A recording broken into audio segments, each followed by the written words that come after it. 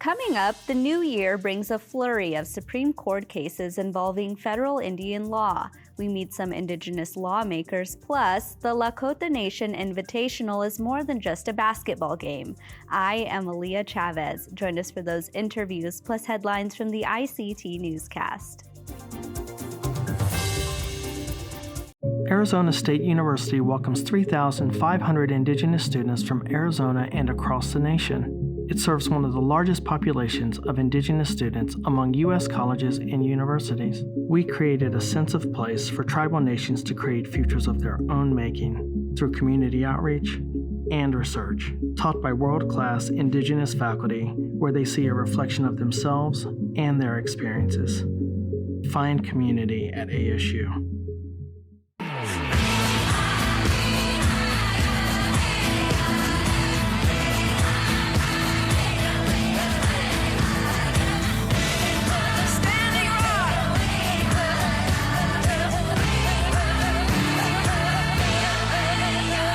This is the ICT Newscast with Aaliyah Chavez.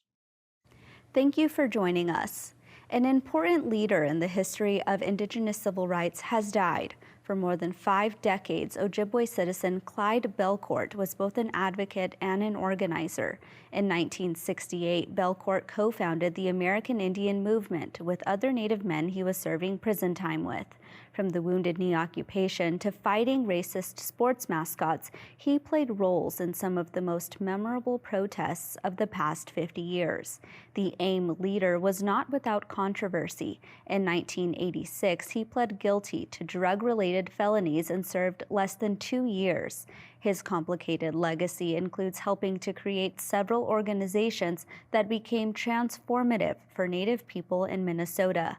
Belcourt was the last remaining living founder of the American Indian Movement. The Los Angeles County Foster Care System says it is ramping up its services for Indigenous people. The announcement comes after a 4-year-old boy was severely injured while in the care of his foster mother. The boy's birth mother is a Guatemalan immigrant who primarily speaks Aketeco, a Mayan dialect. Her family claims the Indigenous woman was not provided an interpreter when social workers took her 2 children from her. Advocates say Indigenous children are being placed into foster care because of miscommunication and discrimination within the system. On Tuesday, the LA County Board of Supervisors unanimously passed a motion directed at the department that works with children and family services. The department is now required to improve its language services for Indigenous families and to strengthen Indigenous American programs. In Brazil, aircraft and fuel are helping to drive illegal mining on Indigenous lands in the Amazon. Unauthorized aircrafts and mining equipment form the backbone of the economy of illegal gold mining. Federal and state officials, along with environmental experts, say without that network functioning smoothly, illegal mining operations would collapse. In places where gold mining is illegal, planes are essential for transporting to rural Indigenous lands, including the largest tribe, the Yanomami. It's important here to stress, though, that a lot of that expansion in illegal gold mining is happening in Indigenous territories and in protected areas. Indigenous rights groups estimate some 20,000 illegal miners are present on tribal territory that is roughly the size of Portugal. Bolivian President Jair Bolsonaro, who is allowing the illegal activities, is planning a visit to the mines. My intention is, if not this time, but at some point, obviously with a helicopter, to land in a mining area. We are not going to arrest anyone. It will not be an operation to inspect illegal mining. I just want to talk to them in a way that they live there, so that we can have an idea of how much gold they extract. Last September, Brazil's environmental regulatory agency closed 59 airstrips, 5 helicopter pads, and 3 river ports in tribal lands. One beadworker's path to TV stardom includes friendship and social media. Linked artist Christine Jill Meserve has been beading since the 1st grade. She started helping other students who didn't have regalia, and in high school started making jewelry and moccasins for her clan relatives. The path to her beadwork being on reservation dogs started when the native comedy group, the 1491s, went to Juneau in 2019 for a show. After their performance, she kept in touch with creatives Sterling Harjo and Bobby Wilson. After seeing her beadwork on social media, Harjo reached out to Meserve to make 2 medallions, and the rest is history. I didn't really care what it was that I was going to be making. I was just like, yes, I want to do that. And then, after that, we got into more of the details of like what they were, what the pieces were going to be, and, very phallic shaped pieces. And I was like, I am all about this humor. Let's do it. I was so stoked to do all of it. You can find both of Meserve's pieces in episode 4 of the hit TV series Reservation Dogs. And those are the headlines for the ICT Newscast. I am Aaliyah Chavez. Coming up, Native Fashion signs with a major retailer, and we hear from Indigenous representatives. But first, a look forward to the Supreme Court's decisions affecting federal Indian law.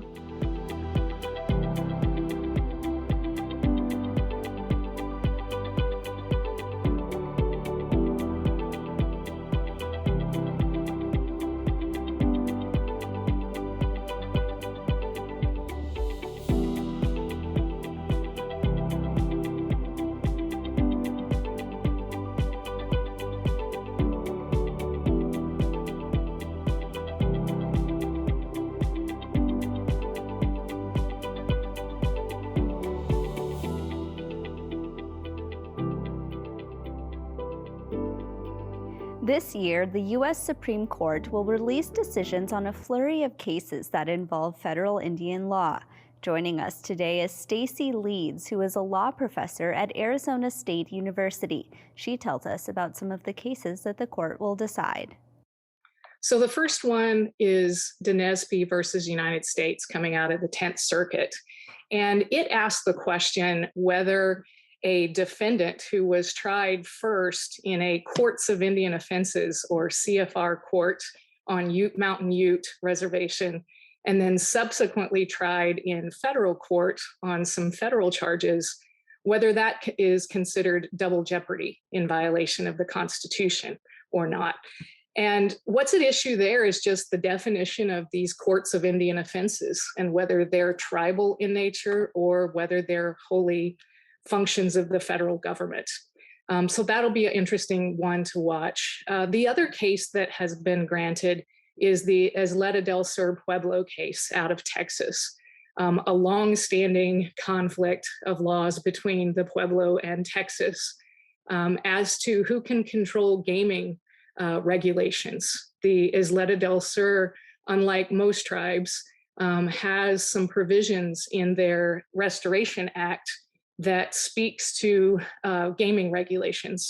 So the argument here is whether this tribe will be treated like the other tribes in Indian gaming decisions, or whether the state of Texas will have broader powers than most states typically would in this situation. There are many more cases that could reach the docket this year. The volume of cases pending before the Supreme Court is really high this time, 80 cases potentially that could be heard.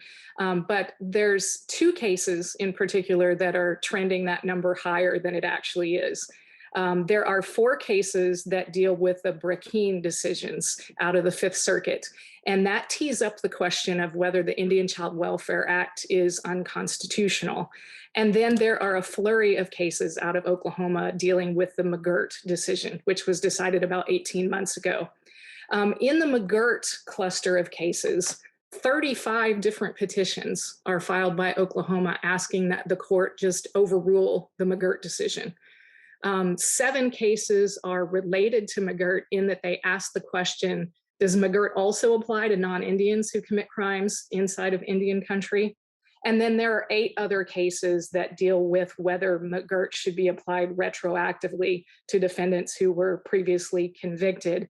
And a few of those were denied earlier this week. So everyone anticipates that that retroactivity question will be off the table. But the Indian Child Welfare Act and the criminal jurisdiction cases in Oklahoma loom large, and that constitutes the majority of the petitions before the court at this time. That was law professor Stacy Leeds. The Subcommittee for Indigenous Peoples in the United States is under the House Natural Resources Committee, and it also has jurisdiction over the Bureau of Indian Affairs and the Department of the Interior. It is chaired by Representative Teresa Ledger Fernandez from New Mexico. She shares her thoughts for the upcoming session. I have had the great fortune of working alongside and as a member of the team and as their legal advisor to tribes for 30 years. And I learned so much. I am the kind of person I am today, the advocate I am today, from all that I learned from those I worked with and alongside. So I think every single piece is important, but I do think there are like 4 key areas. One is, of course, to meet our trust responsibility, because it all stems from our trust responsibility, right? And it's education, it is health, it is economic sovereignty, and education, health, economic sovereignty, and of course the all the other issues that come along with the economic sovereignty and cultural preservation. So those are the 4: cultural preservation, economic sovereignty, health, and education. We put money in for languages in the American Rescue Plan, because as we were sitting there thinking about what was happening to the children who were not able to get to school, right, who didn't have broadband, that we needed to help strengthen those things that were going to be hurt the most, which included language. We have another $200 million in the Build Back Better for Native languages. So that's a recognition of what is core to tribal nations, to Indigenous peoples, is their language. Interior Department Secretary Deb Haaland is a mentor to the Congresswoman. First off, we must remember that when the Speaker acknowledged and congratulated Secretary Haaland for her appointment, she noted that Secretary Haaland had been one of the most impactful and effective legislators in the short time she was there. And what she did was raise issues like the murdered, missing Indigenous women. Her and Representative Sharice David were able to bring a face to that and raise it in a way it hadn't been raised before. And we are now looking at that, right? And the, Squaw Valley, right?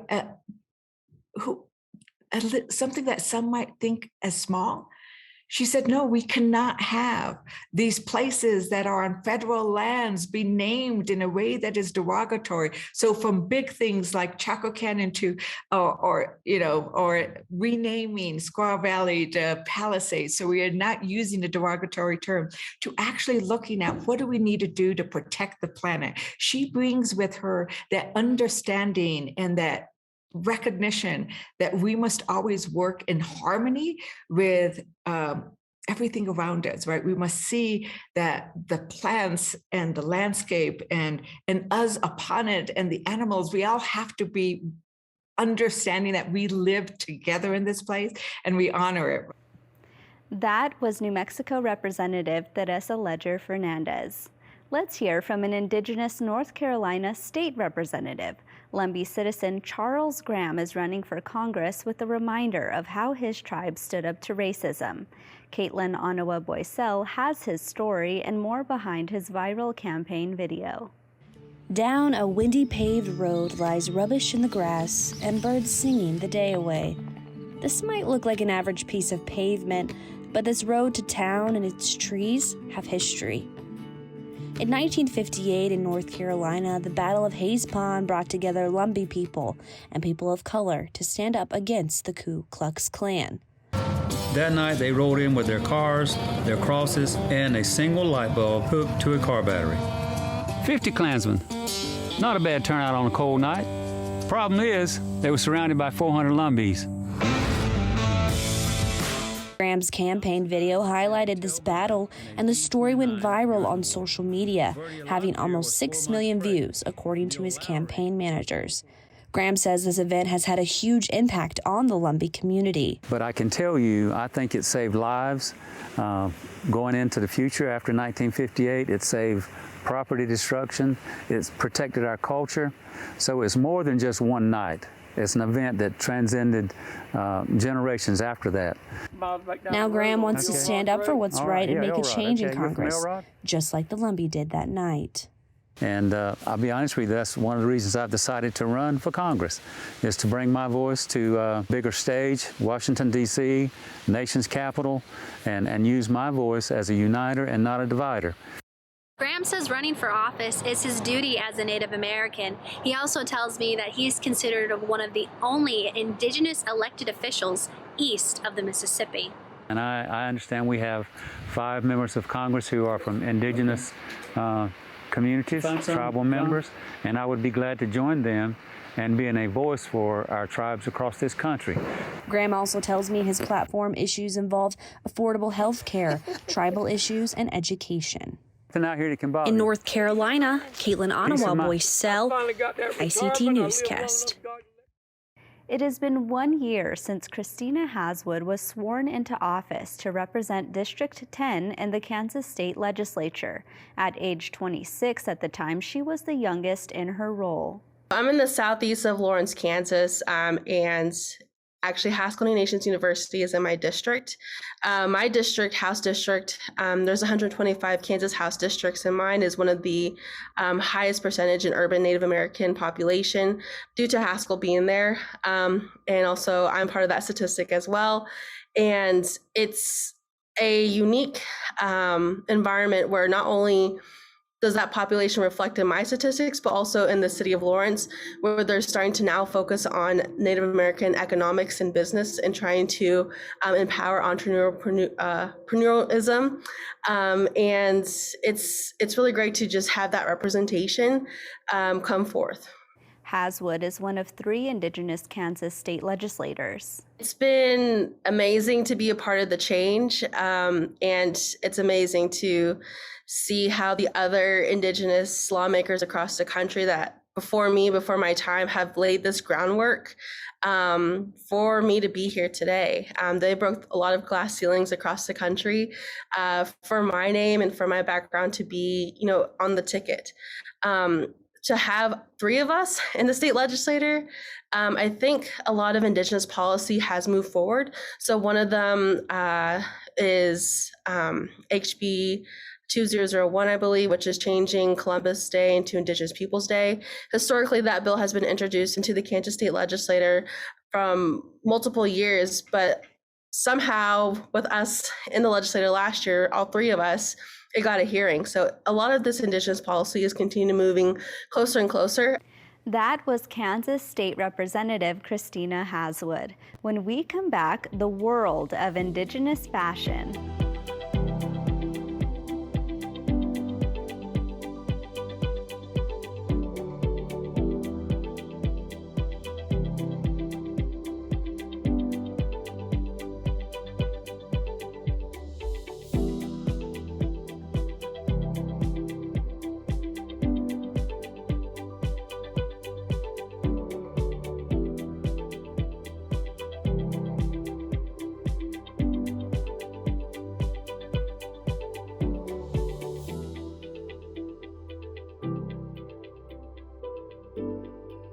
Now to the world of fashion.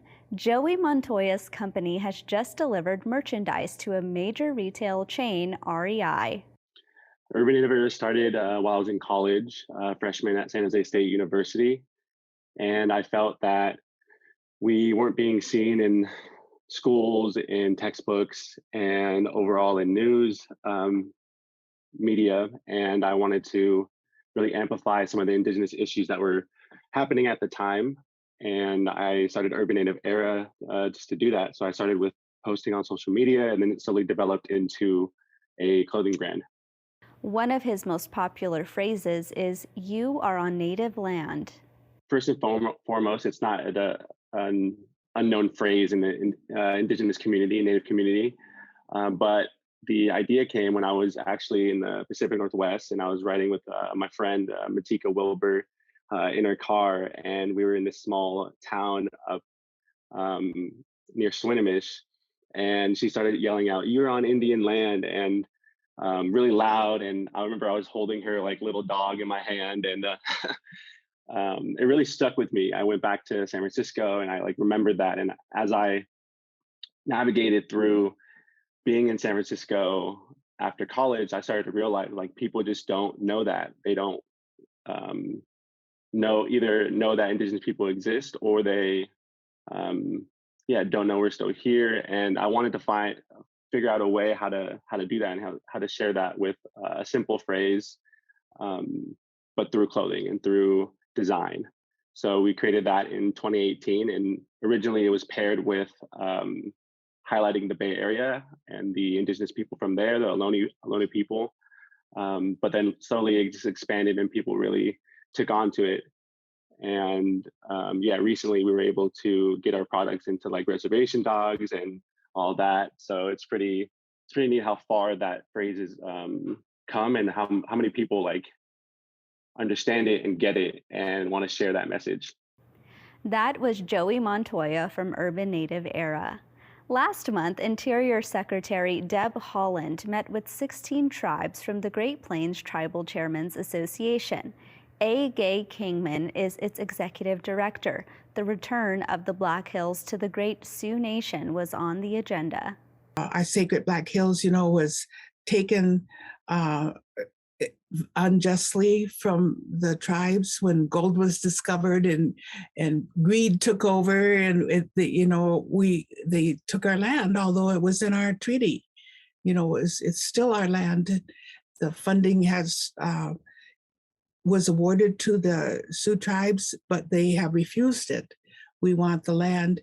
And so if there's any way that we could work with Secretary Haaland or Congress, to work out some agreements where we could get the land returned. In the Bradley bill that was introduced several years ago, that pretty well had agreement from a lot of the tribes. The land would be returned to the Sioux tribes that was not occupied by anyone else, it would be. And so that's one of the things that we're always hopeful for. And it's always on our mind, because the Black Hills to the Sioux tribes is very sacred. And the tribes are buying up some of the land, but they don't have the wherewithal to buy it all, so we need to work with Congress and the Interior Secretary to try to get that land back. Kingman describes the tone of the meeting. I think it was extremely hopeful, but we're going to continue our dialogue with her and her office, her staff, the Assistant Secretary Nguyen and the Deputy Wizipa, and so we can continue to work on these things. We're not going to let them go, and so it was hopeful, and we also have a lot of respect for her, and we know that she will try if it's in her power to do it. She also promised that she would come back out. Now, we only had 2 hours with her, so we could not show her anything like, the reservations or where we run our buffalo and where our schools are, we hope that she said she would come back out and look at some of these things, which we're very hopeful that will happen also. That was Gay Kingman from the Great Plains Tribal Chairmen's Association. What started as a small basketball tournament more than 40 years ago is now much more. Stuart Huntington takes us to the Lakota Nation Invitational. Brian Brewer has worn many hats: teacher, coach, tribal president, but perhaps none tops his role as founder of the Lakota Nation Invitational. We started out so small, 44 years ago. As coach at Pine Ridge High in the turbulent 70s, he had trouble getting teams to come to the reservation. So he launched a tournament that quickly outgrew the school's gym and moved up to Rapid City's new Civic Center. It was tough at first. Our fans had difficulty coming up here, difficulty getting rooms. Highway Patrol had roadblocks set up at the reservation borders, stopping people, and we really felt that we were being harassed. Fast forward to last month, and you see an amazing transformation. The city turns out in force to welcome the athletes, and civic leaders tout the event's $6 million boost to the local economy. Phone call, and they said, "Brian, did you get to Rapid?" I said, "No, not yet." And they said, "You won't believe it, but there's a sign outside of Rapid City that says Rapid City, home of the Lakota Nation Invitational." That really made me feel good. The basketball tournament has exploded, but other aspects have outpaced it. Hand game teams now outnumber the hoop squads. And there's more. We have all kind of meetings. We have treaty meetings, there's education meetings, there's tribal meetings. The federal people, they're having meetings here also. Deb Holland's going to be here, the Secretary of Interior is going to be here, you know. And even movie stars. Hello, my name is Zon McLernan. I'm here at LNI, this wonderful cultural event that they have here up in Rapid City, South Dakota. It's just a wonderful time being here with all the young people playing the sports, getting together, and it's all about, LNI is all about community. The Lakota Nation brings a lot of people together for some good things. Has it made a difference in race relations in this High Plains border town? Oh, I believe the LNI has. I mean, we've all sat down and had conversations, and we're finding out when we sit down and talk to each other that we're all human. In Rapid City, South Dakota, Stuart Huntington for ICT. And that's a slice of our Indigenous world. Thanks for joining us. Visit IndianCountryToday.com for more news and updates. Stay safe, my relatives. I am Aaliyah Chavez. Sometimes you got to take a stand just because you know you can. Oh, you got to run, you got to run.